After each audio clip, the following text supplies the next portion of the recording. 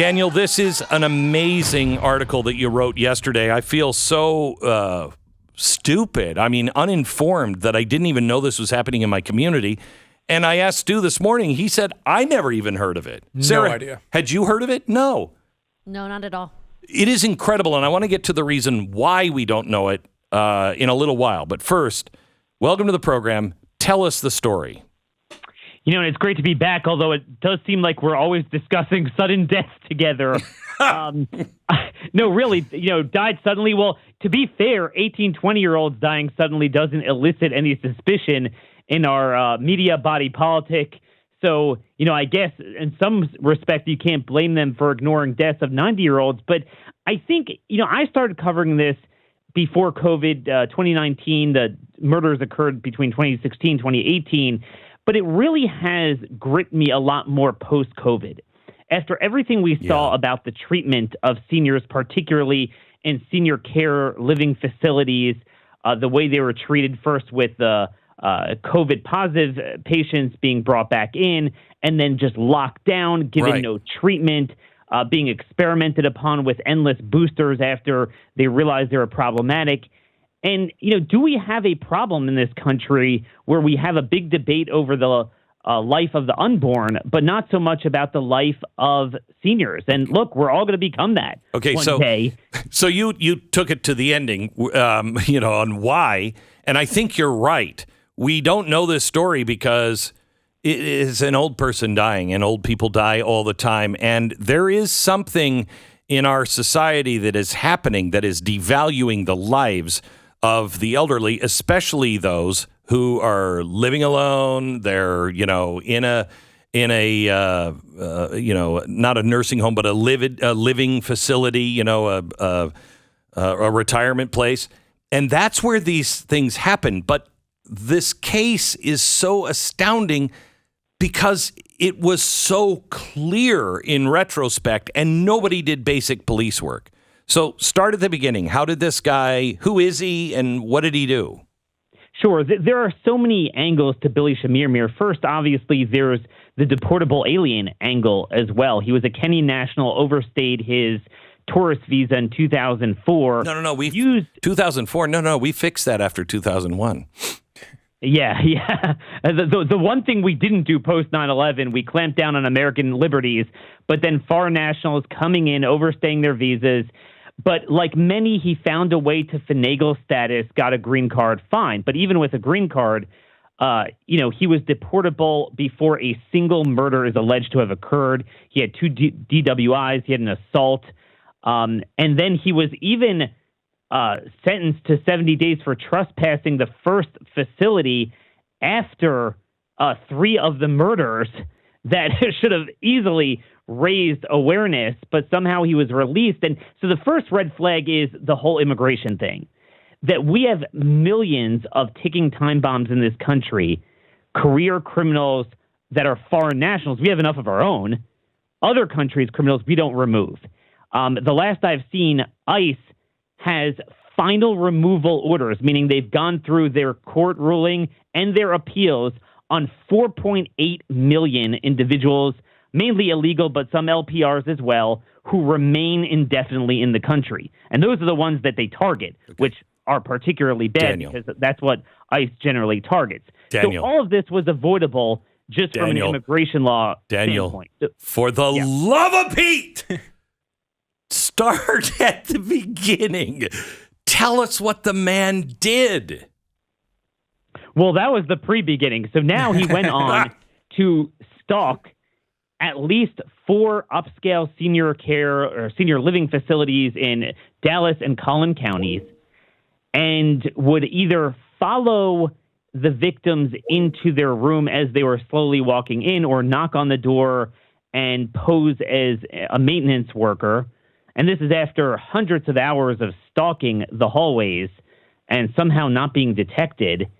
And then he would proceed to smother these elderly women with a pillow until they were deceased, and then steal the jewelry off their fingers, off their bodies, off their, their lock boxes. Yeah.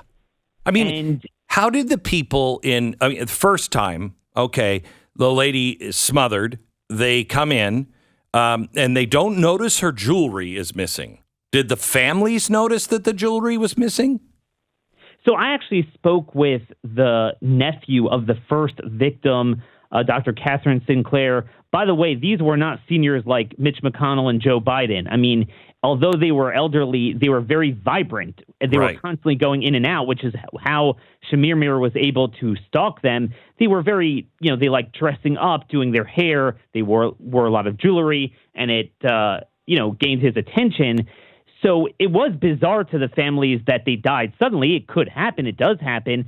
But in the case of the first victim, okay, remember, this was not the perfect crime or he got sloppy later. In the first victim, within 2 days, the family notified police of the robbery. There was a mislocked safe that was 60 pounds. And the jewelry, they noticed, obviously, the jewelry taken. So that's a prima facie burglary homicide. It was called in and as both a homicide and robbery complaints, and they went nowhere with police. Meanwhile, he went to the second and third victims within a few doors in the same facility, and it elicited no investigation from police, from the facility management. And their jewelry was missing. Their jewelry was missing. Their jewelry was missing, and usually from their fingers. Okay, so in other words, I don't even understand this assisted living facility. I mean, you would have 3 families now going, hey, who in your facility? My parent just died, and all of her jewelry is gone. Who in this facility? They didn't do anything. I guess they assumed that their staff was stealing this jewelry. What was that all about? And in the meantime, Chemirmir was caught twice in between the first and second murder at the first facility, and after the third, eventually sentenced to 70 days in prison and then let out despite his priors as a foreign national. And again, it raised no concerns, no bulletins put out by the management, and it repeated itself over and over again. I even had 2 of the victims' daughters on my podcast, and I think you got a clip right there where they explain exactly what they saw right away. Okay, here it is. So when the UT Southwestern came to get her body, I said to my sister, make sure that her jewelry is off. And my sister said, she doesn't have any on. And I said, she has to have a ring on because she can't get it off. I said, does she have the earrings on? She said, no. And I said, okay, that's weird. And that's when the communications director started saying, well, these women, they hide things.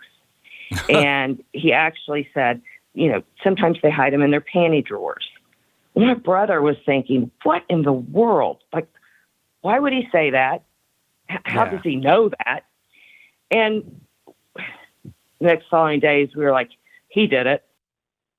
So they were saying that the people in the home, I would say that. I would absolutely think that. I'd think that much more than my mom was killed by by some burglar that was stalking her. It's a much more logical conclusion. So they didn't do anything. And when you say he was arrested after the third murder and robbery, he was arrested and put in for 70 days, but that was for trespassing, right? How was he getting into these facilities and what was he doing? And how many times did they see him in there? So, I mean, the security reported him a few times. They kicked him out one time. And then the second time, he obviously was sentenced to 70 days, served 12 days, of course, because you never serve your sentence. And he went right back to doing it in that second facility. That was Ellen House, daughter of Norma French, who was killed in the second facility in Dallas County. This guy would troll the hallways for hours on end. It is simply astounding. And again, this wasn't the perfect murderer. When I first covered it, I thought that this guy just staged the bodies well. But no, he spent most of his time in these apartments looking for the jewelry, not trying to cover up his murder. Sometimes he saw the glasses crushed halfway around the room, blood on the pillow. If you're a trained police officer, you would know that that's prima facie a homicide. I don't care if they're 115 years old. if the ring is missing and the family calls it in, there's something wrong. But this was able to go on for another 2 years and ironically only stopped because the final woman, the 23rd woman or 24th, had a pacemaker that kicked in and she wound up surviving and was able to identify him. That is absolutely incredible.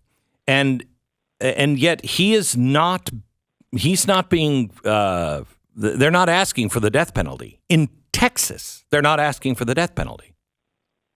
Nope, and it's not just John Crusoe, who's kind of a Soros prosecutor in Dallas County, but none of us paid attention, or we did a little bit 2 years ago when he said he's not seeking the death penalty because we figured, look, there's 9 cases to choose from in Collin County, so they'll certainly take care of it as a Republican county. But Greg Willis announced about 2 weeks ago that he's not seeking the death penalty either. Why? No public comment was given. What I have heard from the families are excuses that are not unique to this case, but would basically terminate the death penalty in totality. It will take too long. You'll be dead by then. It's too much money. We've heard from both counties he was a model prisoner. Oh my gosh! Oh my gosh!